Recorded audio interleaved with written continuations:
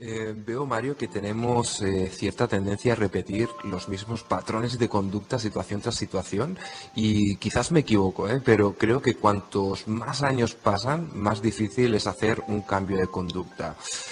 ¿Cómo se hace ese cambio? ¿Cómo se cambia la conducta de una persona? Para mí la única forma de poder cambiar de manera estable una conducta es que esa persona aprenda a mirar de forma diferente la realidad.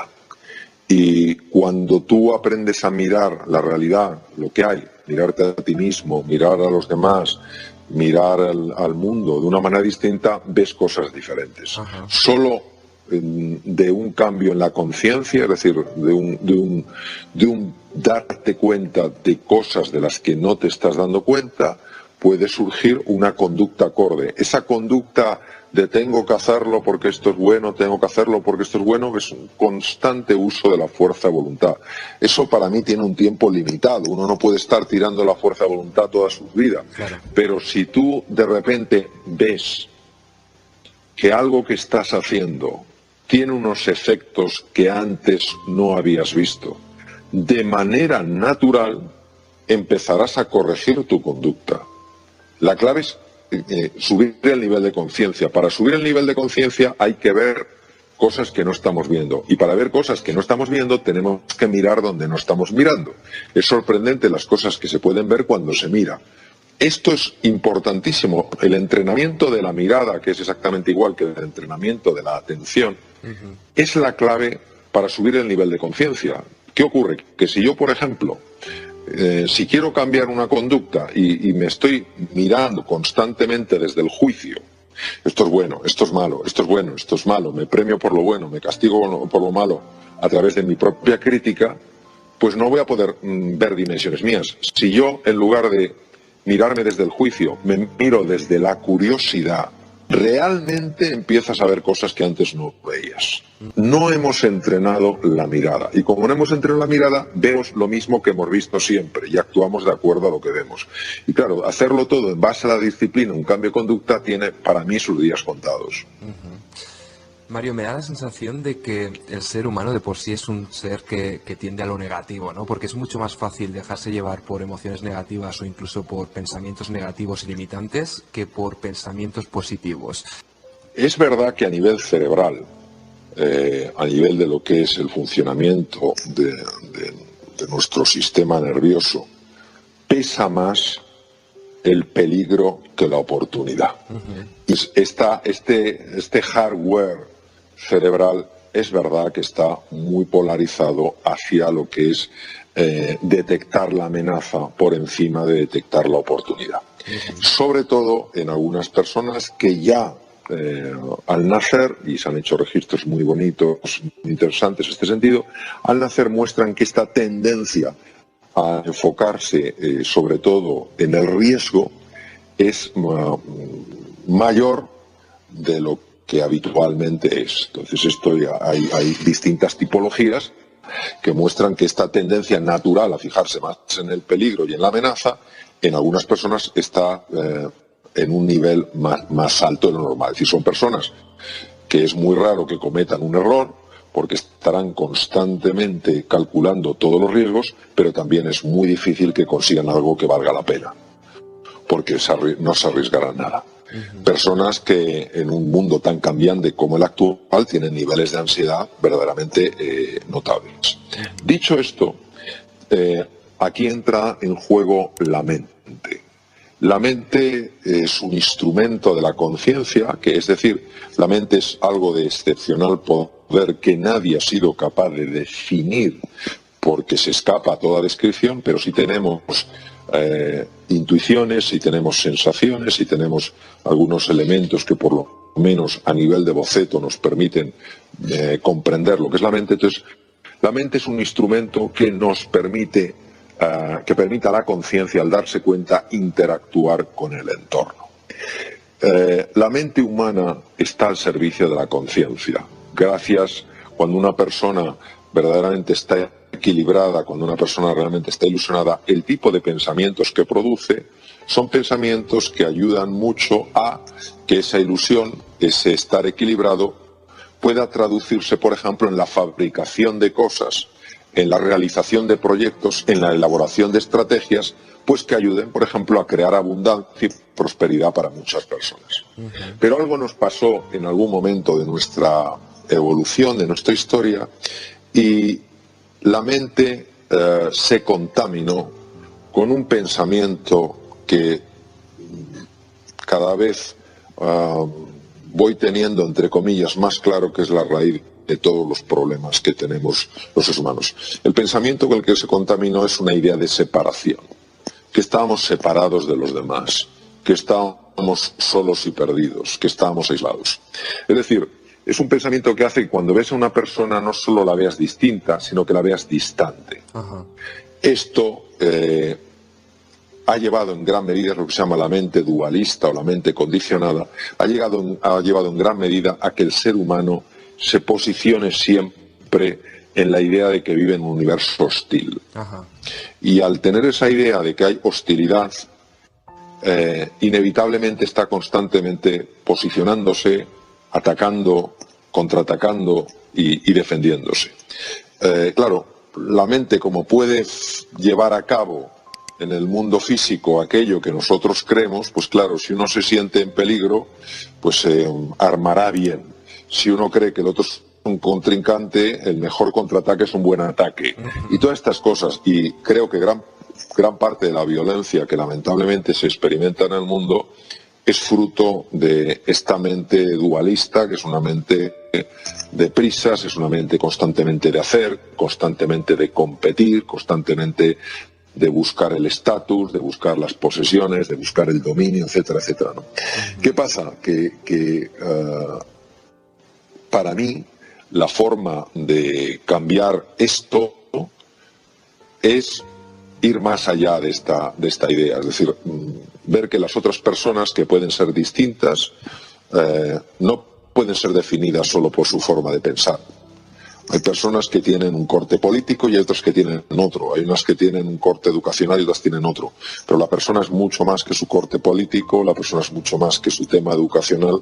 Entonces, cuando uno mira a esa persona, entendiendo que esa persona, aunque piense distinto que tú, aunque tenga un background radicalmente diferente, venga una cultura distinta, sea de un partido que no te gusta, etcétera, etcétera, cuando tú ves que esa persona en su interior también tiene ilusiones como las tienes tú, tiene necesidades, tiene preocupaciones, tiene angustias y que al igual que tú quiere ser feliz, mucha de la animadversión, mucho del rechazo se va mitigando. Y entonces te das cuenta de que al final el resto tiene muy poca importancia, porque cuando dos personas conectan a nivel personal, qué difícil es que puedan entrar en conflicto.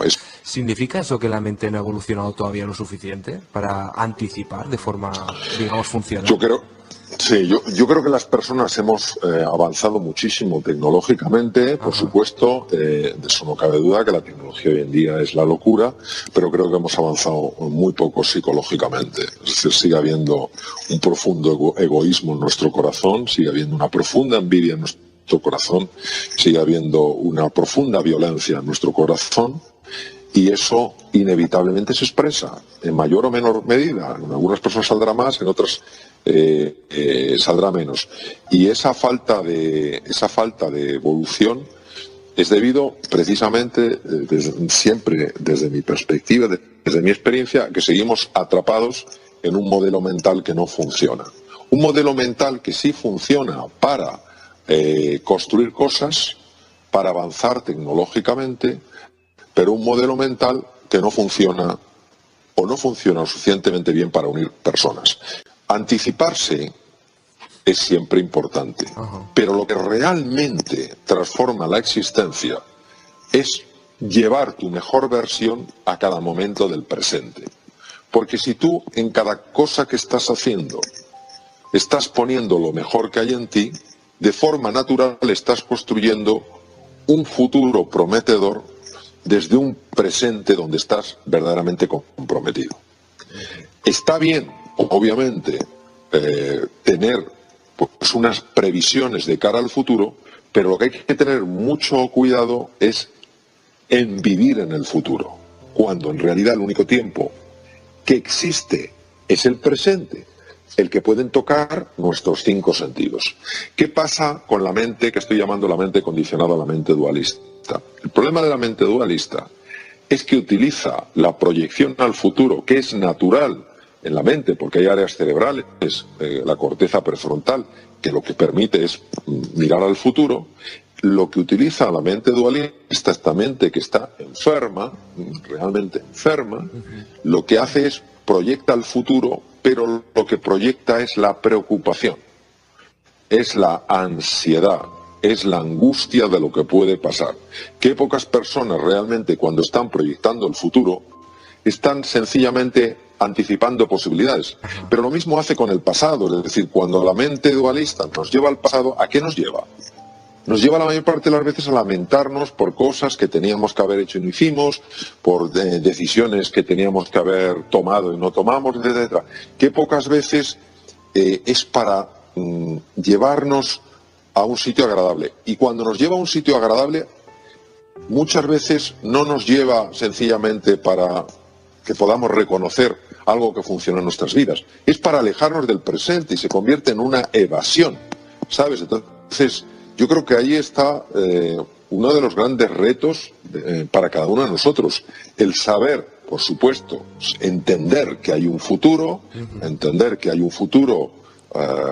y bueno, que hay que hacer unas previsiones, pero sobre todo entender que el futuro no es algo que uno se encuentra, sino que es algo que uno crea desde el presente.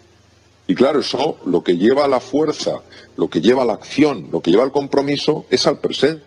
Y cuando la mente te intente llevar, anda, que si esto sale mal, tú vas a hacer en ese momento las cosas lo mejor que sabes hacer. Y se va abriendo un camino, ¿no?, que es un camino mucho más inteligente que el que la mente dualista puede hacer. Porque la mente dualista lo que nos intenta hacer ver es que es lo único que hay y que es lo único fiable para nosotros. No. La verdadera esencia del ser humano está mucho más allá de la mente. Por eso hay momentos, y todos hemos experimentado, donde sale una inteligencia natural que fluye, que es de la que habla tanto el psicólogo Mihaly Csikszentmihalyi, de la Universidad de Chicago, con su famoso flow, el fluir.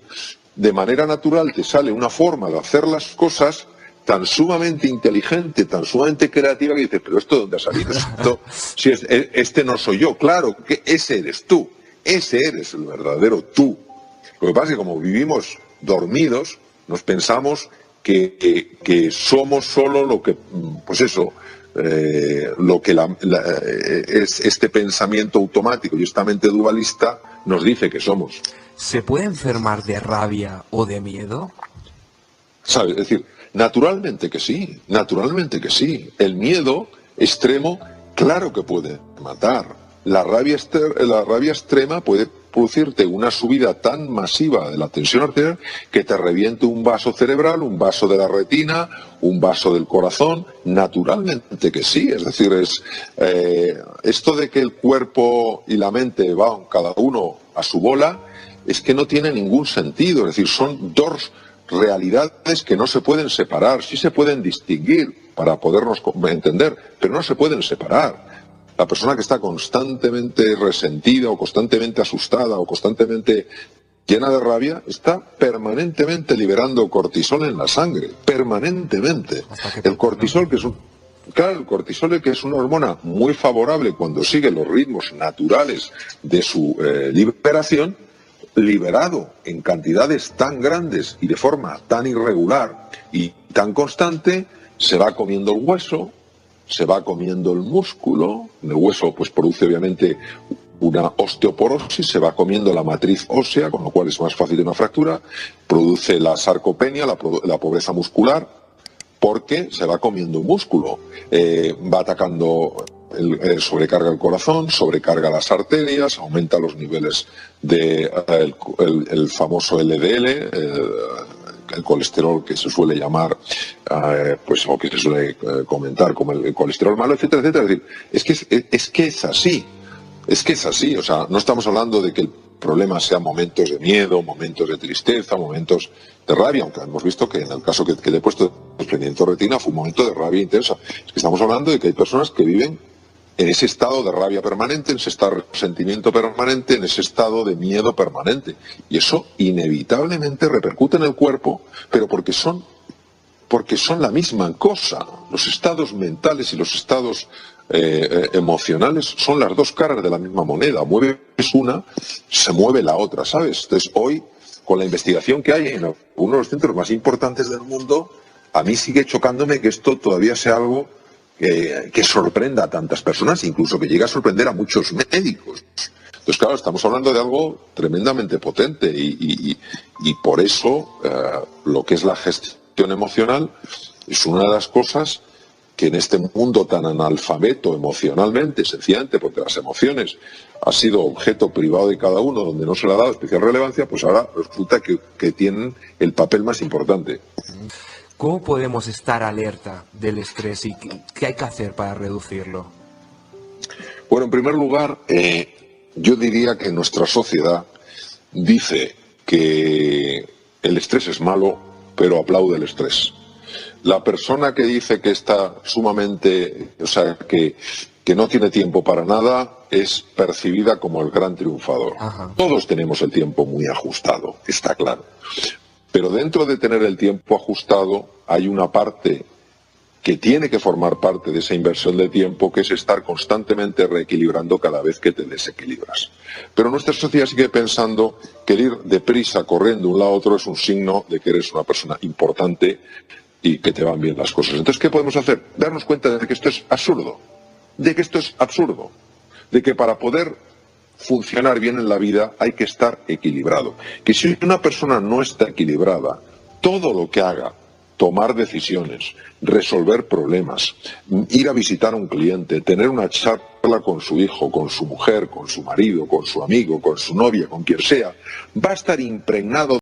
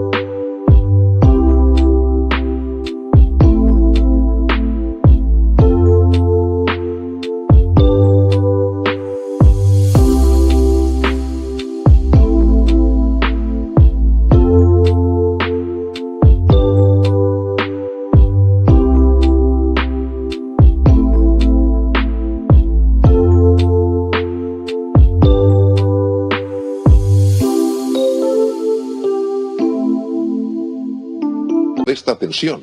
Sabemos perfectamente que cuando una persona está sometida a niveles muy elevados del estrés negativo, que se llama distrés, el cerebro experimenta cambios muy profundos y entre estos cambios podemos destacar la muerte de neuronas del aprendizaje y la memoria. Es decir, hay que volver a la sensatez. Si es que cuando una persona está equilibrada, es mucho más eficiente. Es como el leñador que afila su hacha, cortará más árboles que aquel que no afila su hacha. Y el que no afila su hacha se preguntará por qué le tocan los árboles más duros del bosque. No es que te toquen los árboles más duros del bosque. Es que como no tienes el hacha afilada, cada vez vas a tener que levantarte más temprano y acostarte más tarde, porque no tomas ese espacio de tiempo necesario para afilar tu hacha. Entonces, creo que, y además hay muchas empresas, esto ya se está empezando se están empezando a tomárselo muy en serio. Periodos donde las personas pueden parar, pueden estar a solas para reequilibrarse, porque estamos todos constantemente desequilibrándonos. Entonces, ¿qué es lo que podemos hacer? Primero, caer en la cuenta de que esto no es una cosa que ya la haré. Es que si uno no empieza a incorporarlo en su vida, tiene consecuencias. Claro. Que no es ningún castigo, claro, que no es ningún castigo divino. Es que tiene consecuencias. Claro. El organismo necesita, hay grupos que han hecho montones de estudios, montones de investigación con atletas de primer nivel, Jimmy Connors, Arancha Sánchez Vicario, personas muy, muy expertas en este campo, grupos formados por psicólogos, psiconeuroendocrinoinmunólogos, etcétera, montones de profesionales, se han dado cuenta que realmente con la tensión a la que está sometido la persona de hoy, hacen falta momentos de reequilibrarse a lo largo del día. Y si no, se va acumulando algo que se llama carga alostática, que es algún tipo de residuo tóxico, radicales libres, lo que sea, no lo sabemos muy bien, y que claro, en un momento determinado eso se expresa en forma de enfermedad, en forma de la decisión muy torpemente tomada con enormes consecuencias. Por eso, precisamente, hay que pararse para poder luego ir más deprisa. Y mientras uno no caiga en la cuenta de esto, pues es igual, o sea, es uno el que se lo tiene que decir a sí mismo y decir, tiene que haber otra forma de vivir donde no reduzco mi eficiencia, no reduzco mi creatividad, sino muy al contrario, las aumento, precisamente por el hecho de que cuando me siento desequilibrado me reequilibro. ¿Cuándo estoy desequilibrado? Estoy desequilibrado cuando me doy cuenta que estoy agotado, cuando veo que estoy irritable, cuando veo que no me puedo concentrar, cuando veo que las cosas no las puedo recordar. Eso lo que está mostrándote es que el cerebro está sufriendo intensamente los efectos negativos del estrés, de lo que se llama el distrés. Entonces, en ese momento que tú reconoces en ti que estás irritable, que es que no consigues concentrarte, que es que lo que acabas de leer se te ha olvidado, que todo te distrae, en ese momento dices, tengo los instrumentos desajustados, y coges y te haces unos minutos de meditación, o te vas a dar un paseo por la calle, o cierras los ojos y escuchas un poco de música, porque todo lo que hagas a partir de ese momento, si no te has equilibrado, llevará la marca de la falta de claridad mental, de la falta de serenidad, de la falta de confianza y de la falta de cooperación. Eso no quiere uno llevarlo a las decisiones, no quiere llevarlo a las relaciones con los hijos, ni a las relaciones con los clientes, ni a ningún lado. Entonces, ese caer en la cuenta de que nos desequilibramos todos y que lo que tenemos que hacer es reequilibrarnos, me parece que es normal para una sociedad que quiera estar sana física y mentalmente. ¿Por qué reconocernos a nosotros mismos, nuestro propio éxito, no es suficiente para nosotros? Bueno, yo creo primero que tenemos que redefinir lo que es el éxito. El éxito es algo muy personal de cada uno.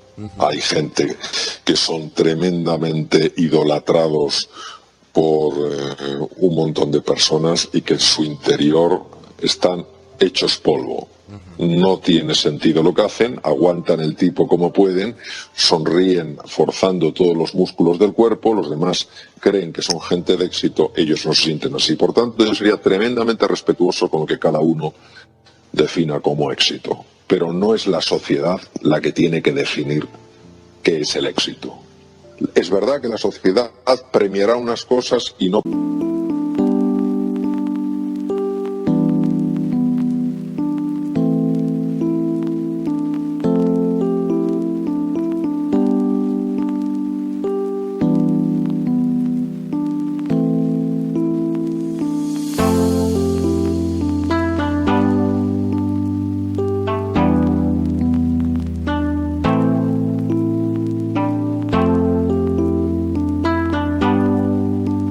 premiar a otras. Pero el que tú lleves una vida feliz no puede depender de lo que la sociedad premie o no premie, porque la sociedad tiene un montón de cosas estupendas, pero en esto de entender a las personas está todavía en párvulos. Respecto al tema de por qué es tan importante el reconocimiento. Es tan importante el reconocimiento porque al no conocer de verdad nuestra naturaleza, que es una naturaleza llena de grandeza, basamos nuestra autoestima en un punto de referencia que son los demás. Entonces los demás se convierten en espejos a través de los cuales nos miramos. Si yo tengo claramente la experiencia de que como ser humano valgo la pena, de que hay grandeza en mi interior, las opiniones de los demás me pueden importar, pero no me van a trastornar, ni en lo bueno ni en lo malo. Es decir, ni las buscaré insaciablemente para que constantemente me estén diciendo lo bueno que soy, ni me destrozará cuando me digan es que no vales para nada, no llegarás a nada. Sencillamente serán comentarios de los cuales sacaré alguna información que obviamente me puede ser útil, pero no se convertirán en la única referencia. Ahora, si yo, que desconozco profundamente mi valor como persona, y que puedo incluso tener dudas de mi valor como persona, tal vez porque de pequeño alguien, más fruto de su ignorancia que de su maldad, me dijo, no llegarás nunca a nada, y eso lo tengo dentro, estaré constantemente buscando referencias que me digan que sí valgo. ¿Dónde encuentro las referencias si no las busco dentro? Las buscaré fuera. Claro. Entonces, claro, esta avidez de reconocimiento es tan intensa en el ser humano precisamente por eso, porque se convierte en una referencia. Dicho esto, obviamente creo que es importante y es justo reconocer a las personas cada vez que hagan algo que verdaderamente añada valor, digamos, a la vida de alguien. Ahora, lo que creo que es contraproducente es esta dependencia excesiva del reconocimiento.